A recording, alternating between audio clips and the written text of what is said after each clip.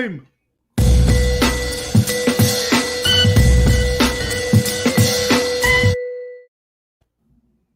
Hello, everyone. Welcome back to another episode of Trending in Hollywood right here on the Hollywood Critics Association YouTube channel. Joining me, as always, is Demetri Panos. Scott, you forgot to tell everybody the big news about today's show. That we're doing it from space. I'm in zero G right now. Oh, whoa, whoa, whoa. Oh, God darn. Woo. You landed. You're landed. You're fine. G, man. You're fine. In my house. So we're just ask me, though, Demetri, how could you be in your house in space without a mask on? Go ahead, ask me. How can you be in space in your house without a mask on? Come on, Scott, it's all in the math. It's in the math. Okay. So if you cannot tell, this is a lead-in to this little movie right here, which wonderful blurry image of Fast and Furious, because that's how much I care about this movie. So it would be better if it was like pixelated where you can barely make out who the people are, just like this image on the screen, to save their embarrassment of their performances in this movie.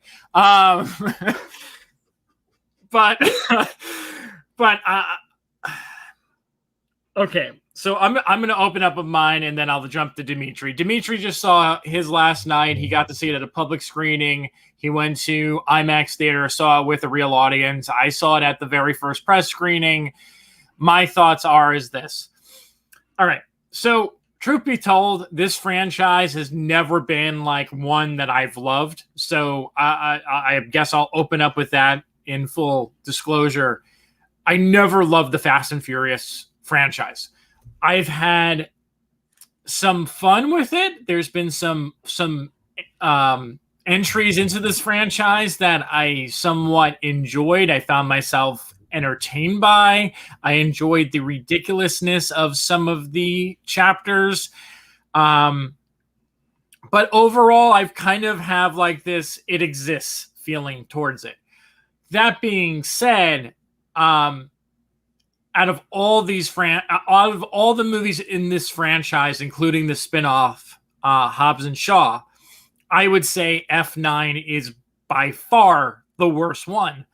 And the reason why it's the worst one, in my opinion, is because it stops being fun. Everything about this movie feels like it is rehashed from another Fast and Furious movie.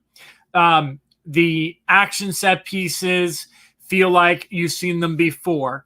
The extreme car chases with like these ridiculous stunts.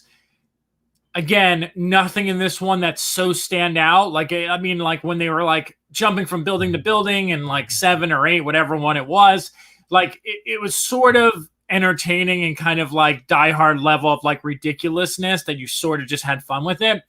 This one, I think, pushes the boundaries too far. And the whole bit that Demetri did about space, I think, so many people have been talking about this, right? Oh, they're going to go to space. They're going to go to space. And like literally, I mean, there's no surprise, right? This is not really a spoiler. I think they hint upon it in the trailer. We're not going to go into details about it, but like, obviously it's going to space. And it becomes so insultingly stupid at that point that like I'm watching, Tyrese and Ludacris go back and forth, and I'm just sort of like rolling my eyes and I'm like cringing for them. Like, this is like embarrassing. And there's 45 minutes of backstory about John Cena's character sprinkled throughout the movie that really adds nothing to the story. You could have done that in 5 minutes, but instead they milked 45 minutes worth of screen time for it. And really, it's just a bloated mess. It's a bloated mess. Charlize Theron pops up for like 20 minutes here and there. Got to be one of the worst performances that I've seen from her in forever. Helen Mirren collects a paycheck, shows up for about 5 minutes, and then people from the past reappear, as you probably expect from the poster. overall, like I just cannot even recommend this to a Fast and Furious fan. I think numerous people who are fans of this franchise have seen it and messaged me in private and said, you know what, Scott, you're right. It's really not that good. People who love these movies have like messaged me and said, it's not really that good. So, I mean, if you're interested, proceed with caution. If you really have to see it in a theater, I would say matinee at most. I would not suggest paying full price for this. Demetri. Oh wow, that's a hard act to follow, Scott. Yeah, personally, I found it to be well, going on your thing regarding the Fast and Furious franchise. Okay, I'm just surprised it ever became a franchise. Number one, I found the first Fast and Furious movie to be entertaining. The second one was kind of weird without Vin Diesel. And I don't know what it was, 3 like Tokyo Drift, but 3 was Tokyo Drift, yes. Yeah, so it's weird how they've really gone out of their way, and they've put a lot of effort in now connecting these. And I think when they went from being racing movies to heist movies, I was like, oh, so this is where it's going now. And I was all in.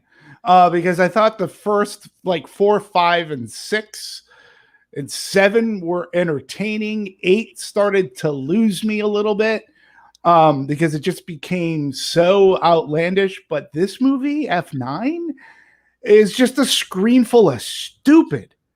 It is so, it's, as you said, insulting. And I'm over the precisely timed leaps and air leaps so that you can make it and land on another car that's coming in underneath you, or throwing a certain car or a truck or something at somebody else. And it's, everything's just so perfectly timed. And there's not even a question on any of the actors' faces that they can't do it. Like, to say that they're sleepwalking through these roles, even Justin Lin just seems to be doing things by rote at this point. And let's face it, they completely lost me with the whole space thing. I mean, completely lost me. The earlier movies, you kind of go, okay, yeah, law of relativity, sure, they're whatever. I'm having a good time. I'm liking this. This whole family dynamic now, too. We're up to the 9th movie, and we're bringing in a new family member, like a legit blood relative, like in the 9th movie. Like, we've never heard of this character in 8 movies. Yeah. The 45-minute flashbacks, too, were... It's like, oh God, you're stopping whatever the action is, and you're not making this movie better. And as you said about Charlize Theron, I don't think her performance was like miserable, but it was like senseless. She wasn't miserable. Sense. She just shows up to like read lines, and yes, it's so obvious that she's just there to read lines. Yeah. Yeah, they probably filmed all her stuff in a day. And I actually wonder if they actually filmed her against other people. The Helen Mirren thing was like, want a paycheck? Sure. You're coming to film in England? Because that's where I am. Yeah, okay. Yeah, and she's in it for 5 minutes. It just, to say that it was bloated. Oh, and when you talk about bad acting, it's probably the worst acting in the entire franchise, especially from Vin Diesel. Let's face it. His acting chops, he was great in Saving Private Ryan. Knockaround Guys, I think, was he in that? Yeah, I like the one where he was the mobster. Yeah. Oh, the one directed by Pollock. Yeah, I think Sidney. Yes, he was really good. But man, like there's a scene with him and John Cena where they're facing off, and Vin Diesel's face, like it was I was just like, I was just putting my head down. It was awful. Also, I know you're not a big Cena fan. I like Cena. He doesn't offend me. I see what he's attempting to do, and he's valiantly trying, but he is so bad. He is so bad in this movie. It was just staggering. And the fact that we're bringing in, I mean, I get it. The Rock wasn't going to be in this movie. We needed somebody else. Let's bring in John Cena. And then again, you think going to space is unrealistic, and boy howdy was it ever. I mean, Dominic Toretto and being brothers with John Cena was really? Yeah. Like, really? Yeah, like I said, it's an insult. You know, and I get it. I get it that you want to check your brain in at the door. We need this more than ever, right? And now I think that there are two factions, right? Because we talked earlier this year about Godzilla vs. Kong, right? Another screen full of dumb, right?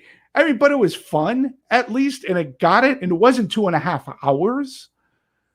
And there are people who like kaiju movies, and there are people who like the Fast and Furious movie. You are correct. Last night I saw it at AMC Century City in IMAX. Okay, all restrictions are gone. You don't require a mask at AMC, and there's no more social distancing. So when you get your ticket, there's no more blocking the seats around you. I was in a packed house. If I felt uncomfortable the very first time I went to the movies when all those restrictions were in place, last night I truly felt uncomfortable in a close to 300 seat theater that was at least 90% full, with the exception of maybe the front row. And I got to tell you, Scott, people were laughing at the movie because even some of the dialogue was just dumb, but then they'd applaud. So they're laughing at it, and then they're applauding at it. And it was really, it was surreal because I was just throwing my hands up in the air and going, oh, like, okay, they're all laughing at it. That's not a good sign. Oh, but wait, they're applauding at this action scene. It was a really weird thing. Now, also have to point something out too. Ludacris's character, Taj, is that his name? I believe. Throughout the entire movie, as good as mine. Yeah, I believe it's Taj or Taj. He kept on saying, if I'm correct, throughout the entire movie, believe in the math. You can't deny the math. The math of the numbers. The numbers don't lie. Math and science. That's what you go by. He kept on saying this repeatedly, even when they were in space. And you know that it was kind of ludicrous. I mean that literally. So, okay, here's the math he had to have been talking about. Okay, here's the math that Taj was talking about. He was talking about thus far for F9, the international grosses are nearing $300 million. $300 million for F9 thus far. It opens this weekend here in the States. Thus far, for its Thursday previews, it did almost $8 million. Okay. The franchise as a whole is like nearing $2 billion as a whole. Just to give you an idea, the Fast 7 did $353 million, Fast 6 did $238 million, Fate of the Furious $226.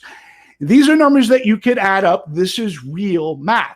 That's the math he had to have been talking about for why we're getting this kind of a F9 movie. He couldn't have been talking about real math because I don't know what universe uses math the way they do to be in space.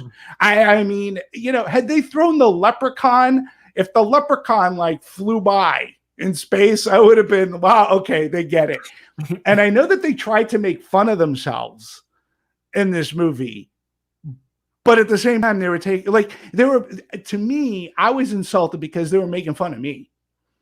They're like, oh my God, do you believe what we've done? We've like crashed cars through buildings. We escaped submarines. We've jumped over canyons. And like, as an audience member, I'm sitting there going, yeah, really. and I stuck through it. You're absolutely right. Yeah. These You're movies are almost really reminded of how stupid this is and how dumb they're you are for reminding watching you. it. Yeah. Exactly. And they were like, yeah, ha ha ha. And now we're in space, and you're gonna buy that too. And they're not lying. And lo and behold, folks, no spoiler. If you couldn't, I mean, I actually thought this could have been the end. No way. They've left everything open for a 10, and that to me, I don't know what they're gonna do, but they've done it all. But you can't make it as stupid as the 2.5 hours I spent last night. So, yeah, there you go. I got nothing else to say to that. So I guess Yeah. we can move. I mean, we're not going to cover too much news this week. I mean, this is really going to be a movie-packed episode because we're going to talk about tons of trailers. So we're going to jump over to the one story that I think we need to talk about this week. And I mean, it's this one. Steven Spielberg, Amblin Entertainment partners with Netflix to sign a deal, changing the industry. Yeah. So obviously, unless you've been living underneath a rock and you're in this industry, you know that Steven Spielberg has been wildly against streaming. Came out a couple years ago about Oscars and how they day and date streaming for movies. Let's be clear. That's what I mean. Yeah, not for television, for movies. Not for television, not for series, specifically movies. Yeah. And it came out a couple years ago and basically had this whole back and forth with the people within the Oscars about how streaming films should not be considered for Oscars, yada, yada, yada. Then, of course, everyone on film Twitter started attacking Steven Spielberg. Oh, that old man doesn't know what he's talking about, yada, yada, yada, yada, yada. You know, and then, of course, how the tables have turned this past week when you literally get this article and you see this and you pause for a second if you're someone who honestly really cares about this industry and you say, oh, wow, this is something surreal. This is something that who's next? Is Nolan going to do it? Is Tarantino going to do it? Like, who's next who's going to do something like this? And you realize that the industry is really turning that corner and that it is changing. And we don't know if that change is going to be good or bad yet because it's way too early to tell. But when you have an icon, someone whose work is so, I don't know, like transformative, has really impacted and changed this industry like Steven Spielberg's work has. And now you realize that he can't get his movies made by traditional studios and Netflix is going to be making his movies, especially Amblin, which is like what we grew up on. I mean, like the 80s was literally like my childhood, and that brand was everything that I loved growing up. And to kind of see it going to a streamer and not seeing those in theaters is going to be pretty fascinating. Demetri, I know you have a lot to say about this. What's your take? Yeah, well, this is just another brick in the wall. It is, to your adding to your point, it's a big surprise, Scott. It really is, and it really does signal a change. To me, it's the biggest news story and the biggest surprise of the week, only because of what his stance was earlier. Now, Scott, you mentioned something about how transformative Steven Spielberg has been to the industry, right? But let's break it down just a little bit, right? So he became a wonderkind. He worked in TV at Universal, directed some episodes of like Columbo and such, built his name, and then he's off to the races with Duel, which was released internationally in theaters, not over here, Sugarland Express. But as we all know, it was this little movie called Jaws, which not only almost put him in the grave due to stress and such, but it really changed the distribution practices in this country forever. Okay, forever. But he also changed it. He also changed because he never forgot about his television roots either. Like, this is a man that produced a lot for TV. You know, Amazing Stories was his. I believe his name is on ER. Yep. I mean, he's And even in Animaniacs. Like, he was an executive producer right. on Animaniacs and actually did a voice in that. I mean, Yeah. I mean, the guy loved he just loves the business. He loves working. He loves directing, but he loves adult stories as much as he loves kid stories like Animaniacs, right? His name's on it, but this is, I think, what makes Spielberg so special is because he could do a Jaws, and then he could do an E.T., and then he can do a Color Purple, he can do a Schindler's List, while at the same time doing Jurassic Park, and then he's producing ER, he's producing cartoons. I mean, this is a man that there's nobody like the man. And to say, I remember when he was getting slammed. Oh, that old man, what is he now? Well, he knows a lot. I'm sorry, yeah. He just does. He has experience, and he has a much better track record than someone like, I know this is like blasphemy to say, but he has a much better track record than someone like a George Lucas. Mm-hmm. I mean, and like if you look at Steven Spielberg's credits versus George Lucas credits, there's a lot more to celebrate on Steven Spielberg's filmography, whether it's as a director or producer, than there is on George Lucas's. Well, and to be truthful about that, yeah, Scott, I mean, George Lucas went into semi-retirement after the original Star Wars back in 1977.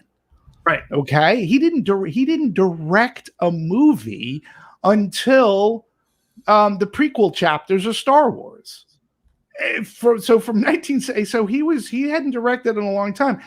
Lucas did produce, but he didn't produce as much. He and Spielberg together created Indiana Jones, and they gave the movie going audiences and the cinemas an amazing, fantastic, wonderful, fun character. But you're right. But no director has come close. No. To what Spielberg has accomplished. And you also seem to forget too that if it wasn't for Steven Spielberg, we would have never really seen people like Robert Zemeckis rise to fame. It was because of Spielberg.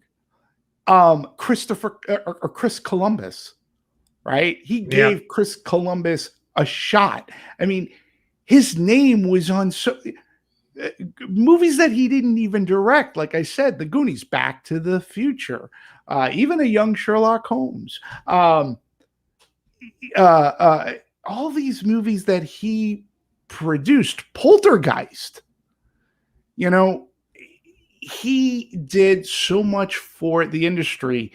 So this Netflix deal, is just, it's a change in the business. It says a couple of things. I know he was very public about Lincoln, right? He had the hardest time getting a studio to release or to produce Lincoln and to get it released theatrically. An American Tail, Kyler Hasse. Thank you. Yes, American Tail 1 and 2. Don Bluth. I mean, the man just, he had the little inner child in Spielberg. Thank God. Like, it matured a little. I mean, I'm a big fan too of Ready Player One, right? But now it's like you said, Scott, it's so hard. Hollywood doesn't want to take risks. And, I think we talked about this before. I don't know what hell he may have gone through to try to get West Side Story up and running. But I think that something finally said to Spielberg, if I want to continue to work, and this is the thing, I'm amazed he still wants to continue to work. I'm thankful for it, but he wants to work more. The guy's in his 70s, late 60s, 70s at this point, right? And this is what this is all about. Like, this guy could retire and he doesn't have to worry about a thing. No, I mean, his what do they call the residual checks that he's getting from everything, not to mention, Jurassic Park alone with the money from the all the franchise merchandise and theme park rides and sequels and everything that's coming down the pike. I mean, you know, and also a lot of people, you know, we're talked about this, and it's kind of funny because, you know, Jaws was essentially one of the first big franchise movies, right? Like people don't really talk about that as much as, you know, like we kind of think of like a Star Wars, right? We're kind of like, that's a big one. But Jaws came out before that. And 2 years, yeah. it went on to make what? I know they're not good either, but I mean 2, 4 3, movies. 4, you know, like different Jaws movies. Yeah. So I don't know. I just think that Steven Spielberg has had such an impact on this industry.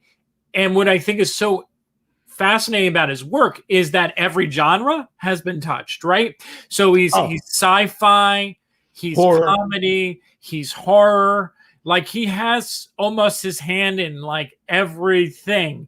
And then we joked about like Animaniacs, American Tail, Tiny Toons Adventures.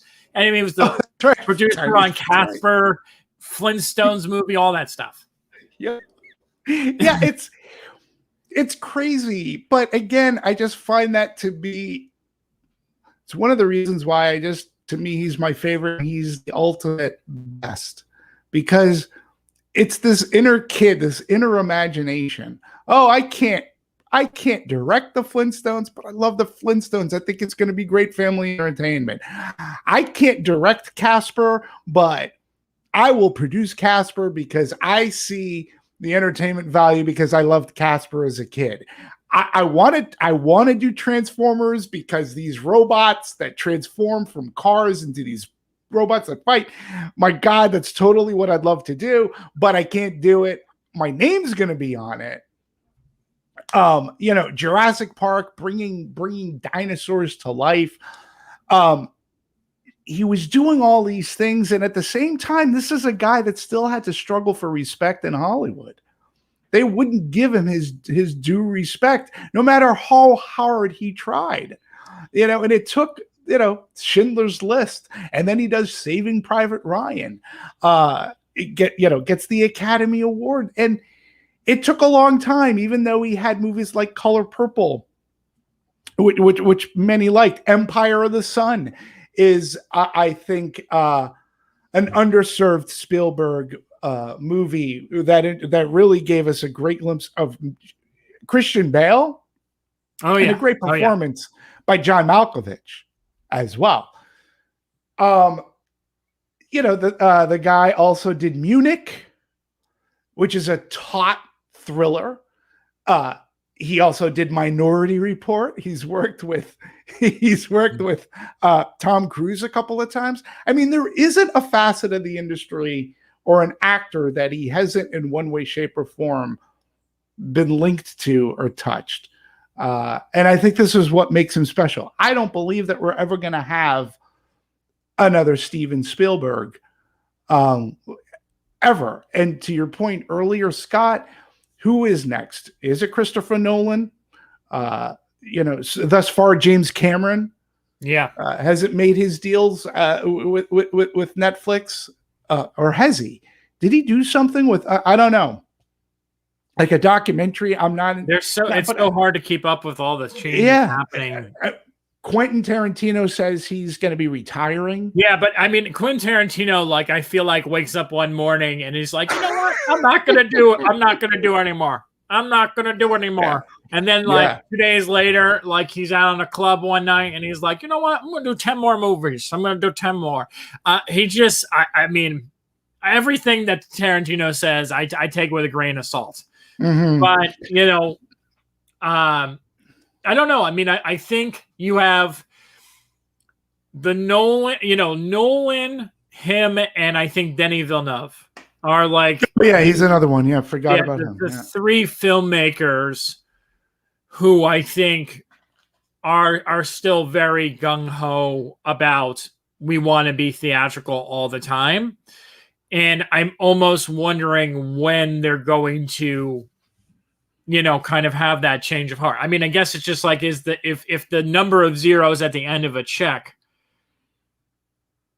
is good enough, I feel like that might happen. I mean, I don't disagree, but I think with Spielberg, I think he just wants to work. No, I think mean, the money. I think he Yeah. sees value. I mean, this is what people don't recall is that Spielberg did do stuff with Apple prior to this.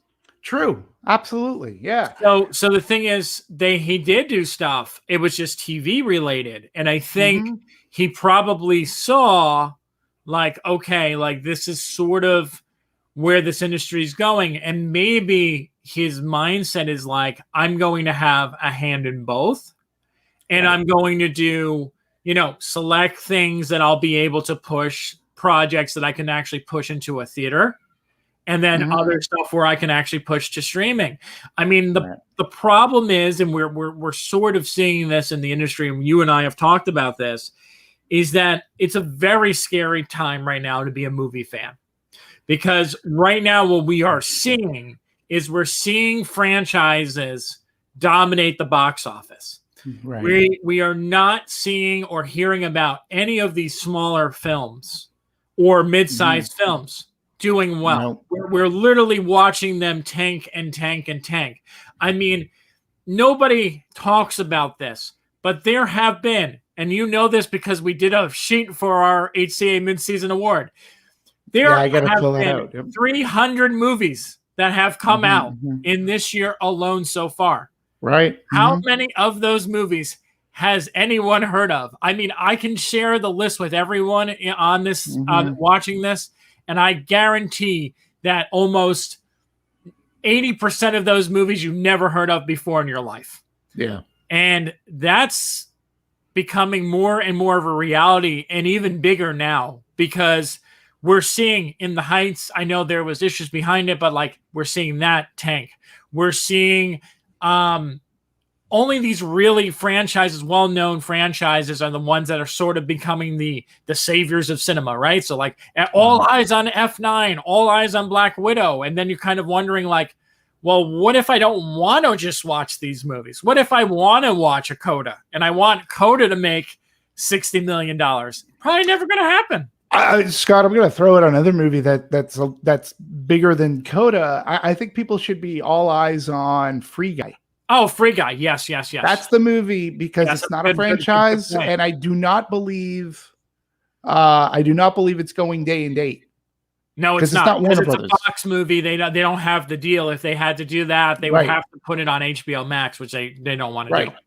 So more so than even Fast F9, I think Free Guy is the one. Are people going to go see Free Guy? Now, the trailer's great. I can't wait to see it. These are the movies that we have to look at. These are the movies we have to look at to get a better gauge as to how cinema is coming back. So one other show too, I completely forgot about the very underrated, the Young Indiana Jones Chronicles. Right. That he, did. So look, Spielberg, again, my personal favorite of all time. It's because I grew up with his movies. And as a kid, regardless of what he did, I followed. If his name was on something, I went to it. Whether it was a producer or whether it was a director. There was a time where if you were a fan of such things like that, you actually followed that name to the movies, because you got a sense that there would be some good entertainment coming from it. We don't have that anymore today. We have franchise love, but I don't think we have like director love as much, or even actor love. Where a person will just follow an actor from project to project as much anymore. We've talked about that too. I mean, actors, like, just because an actor is in a franchise movie doesn't mean that actor is going to be like a box office draw. I mean, and that's something, I think we have maybe 2 or 3 actors like that now. And I think, Dwayne Johnson is obviously one of them. Oh yeah. Kevin Hart, I think to a degree is as well, but they're very few and far between. Like when you let's take the cast of Avengers. All right. Let's take Elizabeth Olsen out of WandaVision and put Elizabeth Olsen in a movie. Elizabeth Olsen headlining a movie is going to result in very little to no box office sales. Unless like it's something that looks really amazing and has like some sort of big branding attached to it. She was in a fantastic movie. Oh yeah, no, I know she has. She's been in many fantastic movies. No, but she was in that. Wind River. Yeah, with Jared. Fantastic movie. No one saw. And that had two Avengers in it, by the way. That had two Avengers in it. And it nobody saw it. And she was fantastic. Point. Brie Larson, another one. Like it's kind of like Glass Castle, Just Mercy. No money. Captain Marvel, $300-400 million. Those movies, barely scratching like $20 million at the bottom. Absolutely. So it's fascinating because there's so many actors working today, more actors than ever before. But there's so few that have that like ability to kind of like sell tickets no matter what they are in.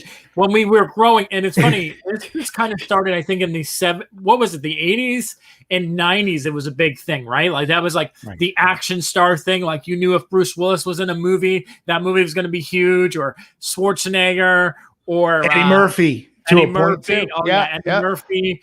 I mean, even Chris Farley. I mean, remember Chris Farley after Tommy Boy was like such a bankable name. And I mean, it's sad that we lost him so soon, but like that guy would have had like such a tremendous career if he was around, because I mean, after Tommy Boy, it was like people were like chomping at the bit to like kind of see whatever he was going to do next. John Candy, Steve Martin.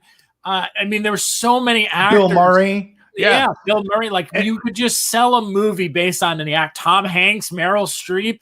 I mean, even now, like as much as those like a Tom Hanks and a Meryl Streep are still like icons in the industry, they don't sell a movie the way they used to sell a movie. Oh no. And the thing is too, we could do a whole show on this. When you take a person like Bill Murray, because here's the thing too, it goes back to our earlier point. Bill Murray, known for comedy, and it was fantastic. People would spend money to go see him, right? Then he did what was the movie? It was a remake, Something Edge. It was his first foray into drama. For Bill Murray? I'm sorry, for Bill Murray. It was Something Edge. I can't. Oh my God, he played a serviceman. Razor's Edge. He got some accolades for his performance, but nobody went to see it because he was playing serious. It took a while for Bill Murray to reprogram audiences to say, hey, I can be in a serious movie. But then he does a movie like What About Bob? Yes. Right? With Richard Dreyfuss. So that guy has an amazing career. Eddie Murphy had a wonderful career. And all these people too, they all at one point or try to change audience's perception of they wanted to continue to act. And there were very few people who could do that. Harrison Ford was a person who could do it. I mean, Star Wars, Indiana Jones, he's got two of the don't top. Forget about Denzel. Oh yeah, Denzel as well. But then he does Harrison Ford does a movie called Hanover Street to try to play a Humphrey Bogart-ish, which failed miserably. But then he works with Peter Weir and he does like Witness and makes that a hit. He gets nominated, in fact, right? And then he became an action star again. He continued to do Indiana Jones, Air Force One. It was What Lies Beneath that kind of tanked his thing because people didn't want to see him as a bad guy, as a villain. And he had the Hollywood Homicide, which didn't work. He had the 6 Days and 7 Nights movie. Yeah, what yeah. But he was in Working Girl, which is a great romantic comedy. I think it's fantastic, right? So actors today aren't giving the latitude to have those kind of hits and misses. It's got to be hit. If you have a miss, man, we got to get you back into the Avengers. And the only person who today, like Robert Downey Jr., I think he's at the point of his career is like, listen, I want to give, but Doolittle did nothing to do to fix his career. Not that his career wasn't broken, but he's able to do pretty much whatever he wants to do. Nobody's saying, dude, you got to do Iron Man again. You got to. He doesn't really. No, I mean, and Robert Downey Jr. is another great example because I feel like, again, another guy outside of the Avengers who has done so many movies that have done nothing. I mean, and I mean, some of his best work, in my opinion, is that he did a movie with Anton Yelchin, and I can't remember the name of that, where he was like Anton Yelchin played like a kid therapist in that movie. Oh, it was a great movie, and I mean, and I thought he was good in The Judge. No one saw The Judge. Nobody saw The Judge. And he produced that movie too. I know. So, like, to me, there's this weird transitioning happening where there's just so few bankable stars where you can rely on every single thing that they do is going to, even if it's not like $200-300 million, it's still like a decent, like it's not like a flop or it's kind of a modest success. It's really like the extremes of like Captain Marvel made $300 million, Glass Castle made $2 million. Like it's just like it's like that polarizing. But don't forget too, Scott, a lot of these actors didn't necessarily rely on their franchises. When you look at a person like Tom Cruise, right?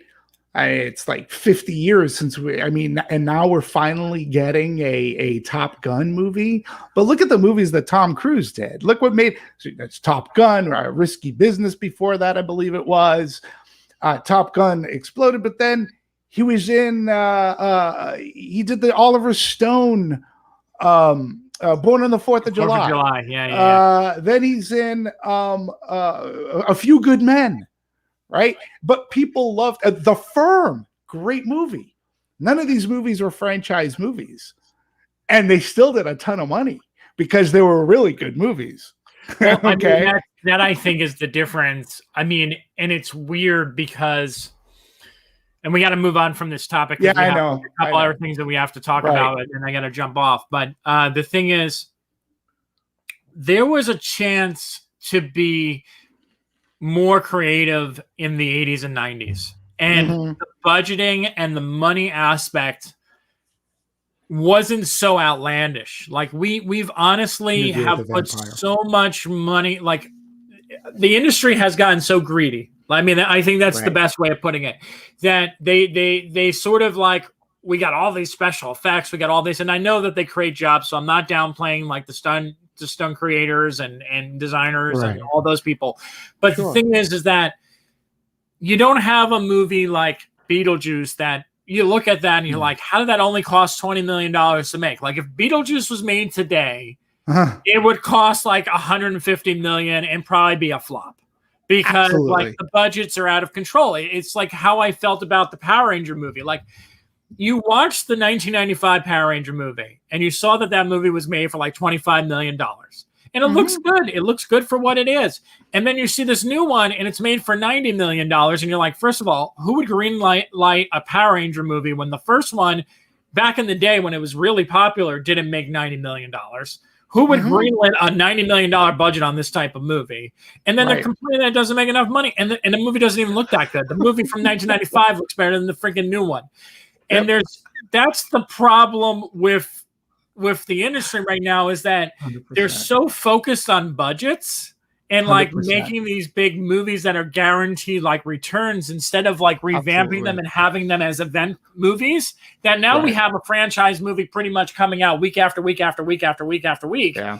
And that there's no place for those regular stories until award season. Again, back to my award season rant, like where we can kind of push these movies that sort of have some sort of agenda that they can either be for educating someone, or we know that we can put this out there because it's an awards movie. Right. You know, Yash, hey, thanks for joining. And you're right. Better late than never. Yes, when you say the grosses were 180 to 350 million, Yash, what you're neglecting to also say is that the screen counts Yes. were considerably less. So when you look at a movie like, say, the original Poltergeist, which did really well, and it's only doing it on a screen count of 1,200 screens, 1,500. Like, that's the amazing feat, is that these movies, like, they did so huge on much less space in the marketplace. Like, that to me is what really is fascinating. When you have a Fast and Furious that's let's not use this year. Let's use like a 2019 when an Avengers movie is going out on 4,000. It's going to be in 4,000 screens, right? That's a lot of screens. So you expect the front end now, where a lot of these other movies in the 80s and 90s, they really had to stay in the box office for a while. They became the zeitgeist of pop culture, because these movies wouldn't just be around for weeks, they would be around for months. That fueled the home entertainment sales. It was a much different machine that, if you look back at it, it's kind of amazing how it worked. And it's kind of amazing the success and the packaging that went into all this, where Scott brought it up. It's so different now. Although, Scott, I will say, you and I watched a movie, not together. You saw it before me, but I watched it yesterday, this Werewolves Within. This movie is a breath of fresh air because it is a low-budget movie. It's a very simple movie. And it was one of the most fun I had watching. I mean, I know it's about werewolves, but the movie was a howl. And it's the kind of movie that they would have released in the 80s and probably would have done really well. I was thinking, God, this would play so well, I think, with audiences. So, and I saw another low budget movie this week. It's a shark movie. I can't really talk about it, but it really did the less is more kind of thing. They're out there. It's just sad that they're not going to be given quite the chance to get out on and build an on-screen presence anymore. And I don't know. It's just kind of crazy to me. I mean, the industry has changed, but Spielberg was definitely, he was the linchpin. He changed the way movies were distributed, and forever. So. Anyways, we do have a ton of trailers to talk about. We do. So we're gonna have to speed through this a little bit. What I think we should do is we'll talk about the two that we really want to talk about, and then we'll pick up on more trailers next week. Okay. This is obviously Demetri's bread and butter right here. Right here. Halloween Kills. The trailer for this dropped last night, along with like 25 other trailers. It was crazy. It started the day off with Coda, then followed by Sing 2, and then there was the Netflix movie, which I apologize that I'm forgetting the title of, with Jonathan Meyer and Regina King. And then you had the Shang-Chi trailer, the Halloween Kills trailer, and I'm sure there was another trailer in between there that I'm forgetting about. But it was trailers galore yesterday. Trailers galore, and even last night when watching F9, I could have swore that was a brand new Bond trailer that I watched. For No Time to Die, which looked really good. And then, of course, I got to see, because I saw it in IMAX. And if you are going to go out to see F9, try to see it in IMAX, because you're going to get a special 5-minute peeksies. And it is a peek at the next Jurassic World Fallen Kingdom. So, but let's talk Halloween Kills. Can we, please? Absolutely. Go for it. I'm a huge Halloween fan. Anybody who knows me, I wore this shirt because I knew we were going to talk about this. And Man, I've been waiting for this movie. I loved what David Gordon Green and company did with the 2018 Halloween. And this Halloween Kills trailer is what a trailer of this ilk should be. And it has everything in it that I, as a fan, I'm looking for. Now, look, I make no, the movie's not made just for me and me alone, but me because of my love of the franchise. And Jamie Lee Curtis and Laurie Strode. I think that they're going into, I think we're going to see one of the best performances, in fact, from Jamie Lee Curtis. This trailer looked, it made the movie look nonstop to me, right? And it looks so well put together. And Michael Myers, he's on a rampage. But another thing to note that I truly love, the original Halloween, that score is so iconic. That score is iconic as Michael Myers, I believe. And now again, John Carpenter, who has a hand in the score, he did the score with his son for the last Halloween. And this one, they add this violin to the theme, and I'm like, wow. I can't wait. I thought it was a great trailer. It's delivering everything that I want. I paused it at certain I did, because there were certain things in the first movie, like when Michael Myers first comes back into Haddonfield, where he notices a couple trying to get into their car dressed as a doctor and nurse. The nurse is having some problems staying inside her parked car.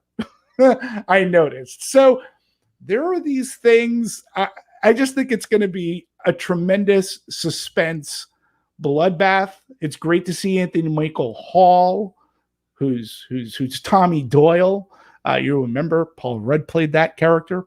His first movie, by the way, is yeah. I just think I can't wait. I really am looking forward to this movie very much. I thought it was a fantastic trailer. Fantastic. I gotta say, I agree with you on this. And what's fascinating about it is this is the Halloween franchise is something that is an anomaly is the best way to describe it, because it's sort of like started off strong, like obviously the first one, and then the second one, and they just went downhill for the most part. And then they kind of got like some of the original cast that like appear throughout, like H2O and Resurrection.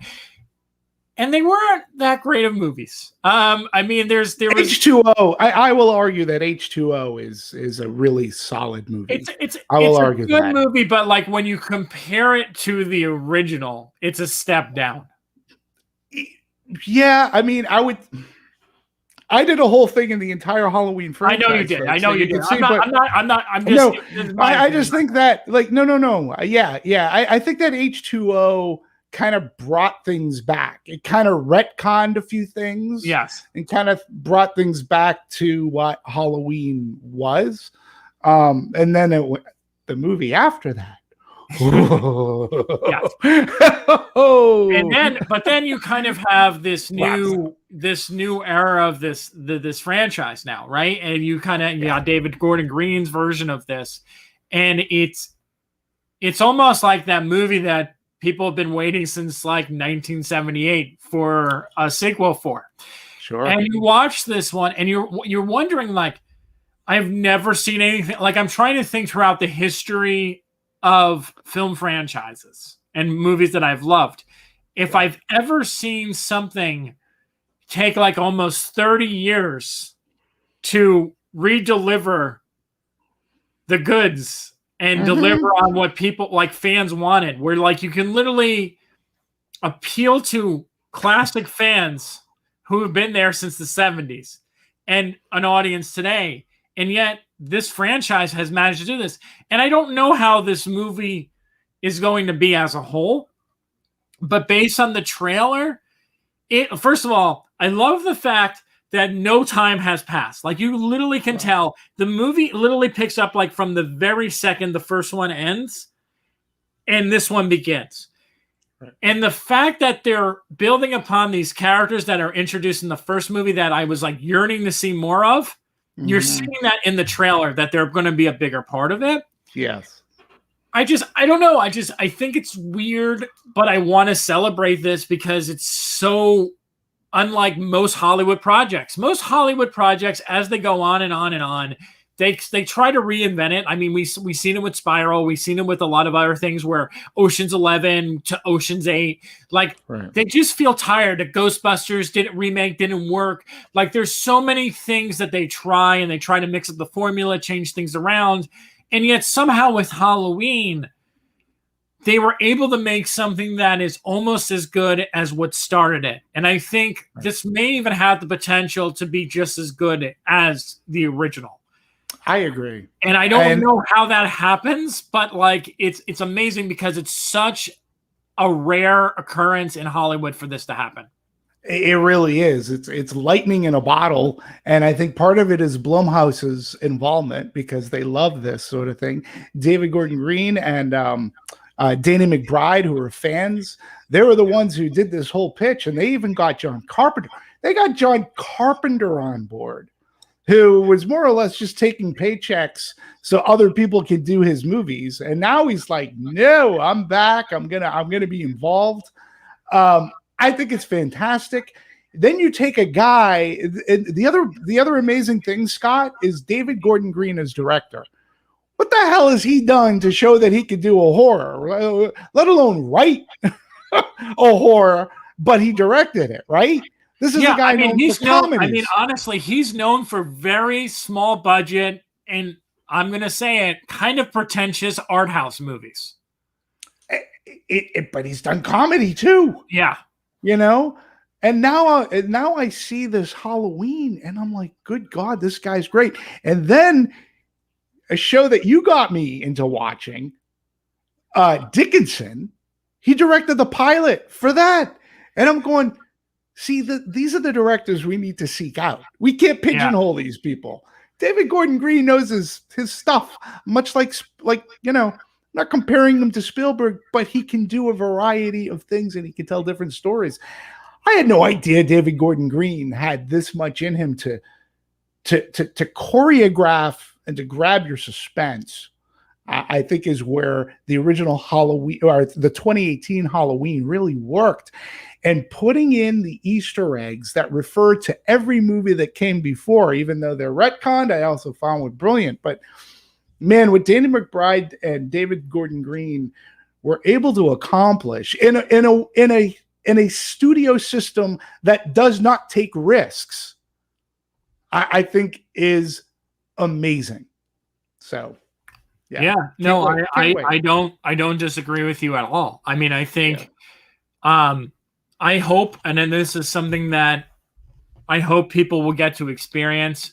I hope they do the layout like they did with, I mean, not the layout, the rollout of this movie, very much in the same way that they did for the original Halloween, the 2018 Halloween, where they play it at Toronto. If Toronto does happen in person, where they do back-to-back midnight screenings of it, and they make an experience and they follow that, because I thought that was one thing that really sort of, I mean, not like Quiet Place needed help, but I mean, having Quiet Place at South by and having that premiere there and like launching it. I mean, it would have been amazing to sort of have the second one kind of go back there. And I know it didn't happen in person this year, but TIFF has that possibility where they can do it.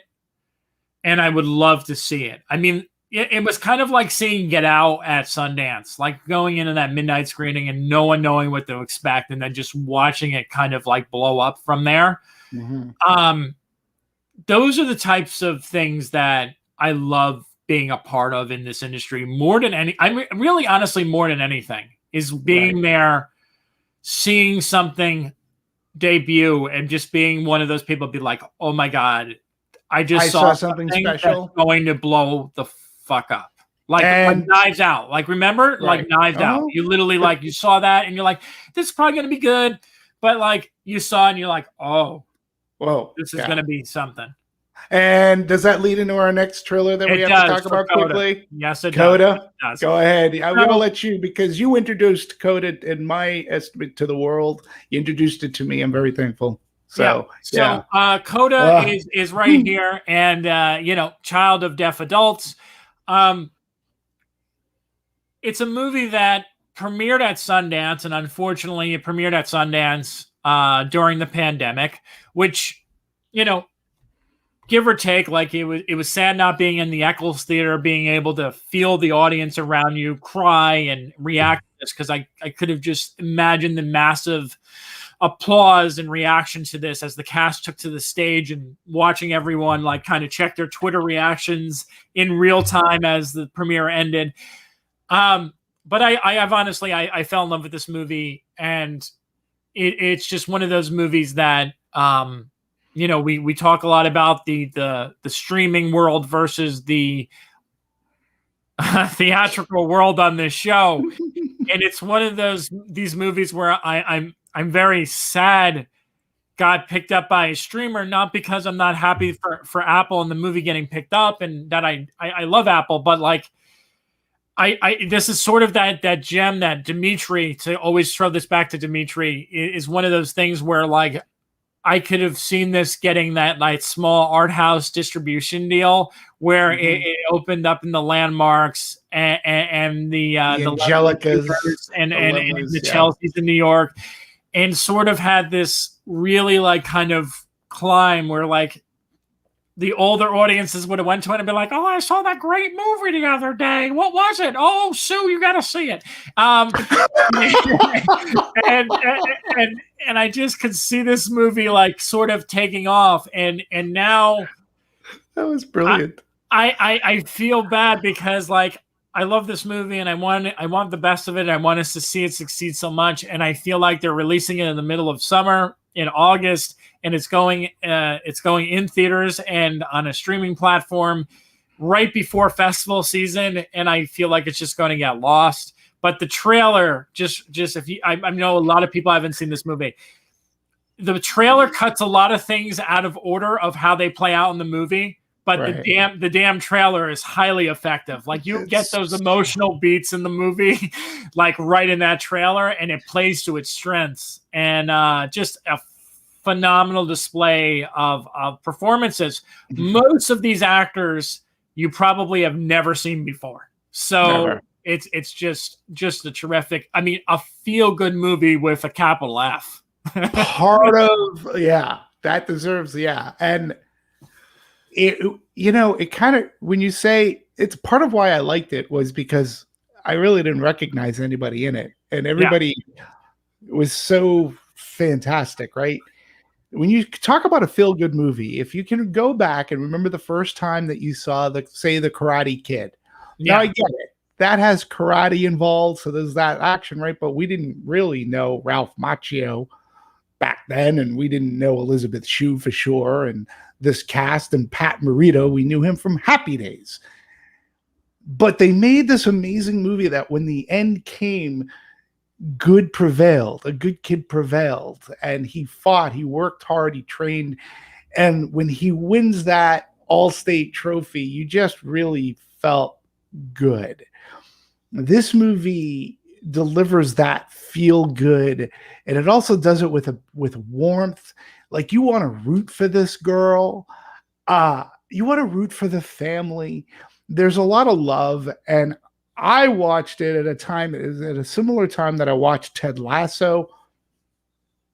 It was so needed to have a movie be so positive and to be so warm and to be really about working hard and having people believe in you. And this really was about a family dynamic.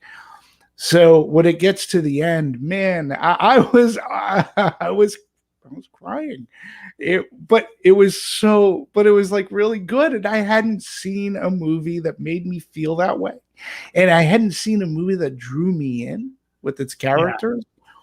It was just I cannot thank you enough for introducing me and having me watch Coda, because it did come at a great time. I'd love to see the movie succeed. It's my I favorite mean, I'm going Marvel. to go see it. I mean, if it does get a theatrical play, I'm gonna go. I'm going in too. I mean, it's Yeah, just something that I want to see with, even if it's just a small crowd. I just want to see how this hits audiences. And yeah. when we say we cry, it's sort of like this weird, not It's a like crying because it's sad.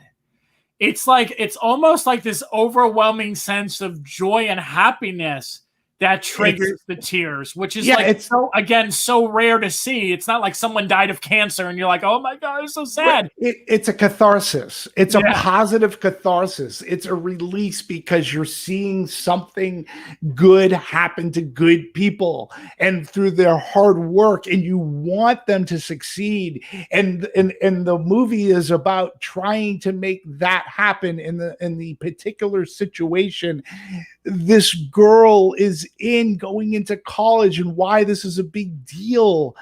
And her family dynamic, albeit you know that they love her and they love one another, but it's about letting go. It's about growing up. It's about finding yourself. It's about listening. It's about hearing yourself. It does things in so many special ways. And it is such an ode. And I just think it's a great thing for the deaf community. It gives such a wonderful perspective on how they could see or without hearing, but how they can enjoy something as song. I mean, the greatest irony is she's the only one not deaf in the family, and she wants to go to school to learn. She wants to go to Berkeley and Boston to learn how to sing. So something that her family can't even enjoy, but they show a dynamic as to how they appreciate what she wants to do. It's just so many thematically. It's so on point. The performances are fantastic, folks. I cannot say enough about this movie. I know, Scott, you're right there with me. So, oh yeah, absolutely. I mean, so do yourself a favor. I mean, again, if you're a lover of movies, I think, yes, support the big studios. I understand, and we'll support them. If you want to see something, go see it. But I think the lesson being learned, from this is like, there's a movie called Werewolves Within, what we talked about very briefly on this show. If you're looking for like kind of like a fun movie that you would see in the 90s that you don't see that many of nowadays, go see that. Again, it's horror comedy. It's like the most brilliant thing ever. No, but it's fun, it's entertaining, and it's a good way to spend 95 minutes. So perfect. Support that. The filmmaker deserves it. You want to see more movies like that, so go out and support it. When Coda opens up, instead of paying the $5 to subscribe to Apple TV, you can do that too, because I'll tell you, there's a lot of great programming on Apple TV, and you know this if you watch Ted Lasso. Ted Lasso is worth paying the $5 a month for every day of the year, because it's just an amazing, incredible show. And then you got stuff like Dickinson and Mystic Quest and all this other stuff that no one's talking about that is also really good. And that Servant show, also, I can't wait to start watching. I'm going to start watching it this weekend. That looks amazing as well. Which one? Servant, the one with M. Night Shyamalan did. Oh, no. Okay. All right. Yeah, Lauren Ambrose and God, I forgot what else. Rupert Grint's in it from the Harry Potter franchise. Yeah. But I heard great things. I also heard this All Mankind is supposed to be great sci-fi. So, but the thing is, for the movies, like, you need to go out and support these movies because they need to have some sort of box office in order for them to kind of like make more of them. You kind of have to, like, Apple will not take another $25 million risk if this movie bombs. So like you have that's something that I don't think people have realized. It's why Searchlight has dropped out of the game at film festivals. Searchlight used to go to Sundance and spend $20 million on movies. Like Muriel and the Dying Girl, a couple other things. And then what happened was when they were released, no one went to see them. So they literally was like, that was a waste of money. We're not going to do that again. Lesson learned. So, I think it's very important that I've always been a champion of independent films. but you have to go out and see these movies. These are the movies. If a Fast 9 doesn't do what it should do at the box office, you literally had 8 movies before it that did way more than they probably should have. And you've got a really long franchise. But if in terms of original content and original ideas and creativity and storytelling, movies like Coda, even to a degree, movies like Werewolves Within, those are the ones you need to be supporting. You should. And yeah, you said it best, Scott. I agree. Yeah. 100%. So thank you so much for watching. We'll see you next week. So. Like, comment, and subscribe. See you soon. Please. Bye. Bye.